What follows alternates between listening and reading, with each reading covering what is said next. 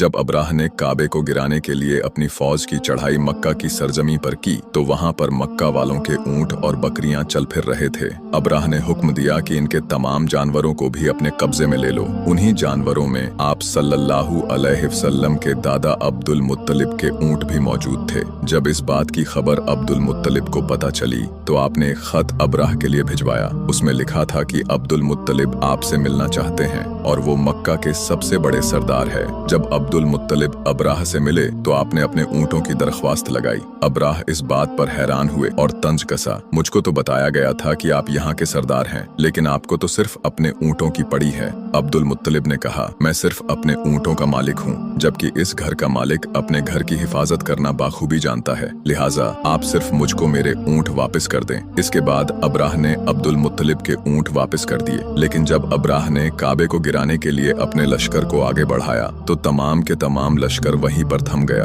और सबसे बड़ा हाथी जिस पर अब्राह बैठा हुआ था वो एक कदम भी आगे नहीं बढ़ा पाया और थक हार कर वहीं पर बैठ गया। उसके बाद तमाम मक्का वालों ने और तमाम अब्राह के लश्कर ने देखा कि एक समुद्र की तरफ से बहुत बड़ा सिया रंग का एक परिंदों का लश्कर आ रहा है। जब वो परिंदे करीब आए तो देखा कि उनके दोनों पंजों और चोंच में कंकरियां मौजूद थीं। बहुत से इस्लामिक मुअल्लिम बताते हैं कि ये परिंदे सिर्फ 8 या 10 फीट की ऊंचाई पर उड़ रहे थे और इनकी शक्लें किसी दरिंदे की तरह थीं। जब भी ये परिंदे कंकरियां जमीन की तरफ फेंकते तो दुश्मनों के जिस्म से ये कंकरियां आर पार हो जाती।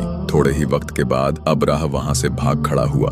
अल्लाह ताला ने अपने घर की हिफाजत एक परिंदे के जरिए से कराई थी। जब नबी पाक पर कुरान नाजिल हुआ तो अल्लाह ताला ने इस परिंदे का नाम कुरान में अबाबील बताया है। लेकिन यहाँ पर आपने एक बात पर गौर किया है कि मक्का से समुद्र की दूरी लगभग 70 किलोमीटर है। फिर वो परिंदे कौन से समुद्र से आए थे जिनको मक्का वाले अपनी आंखों के सामने देख रहे थे?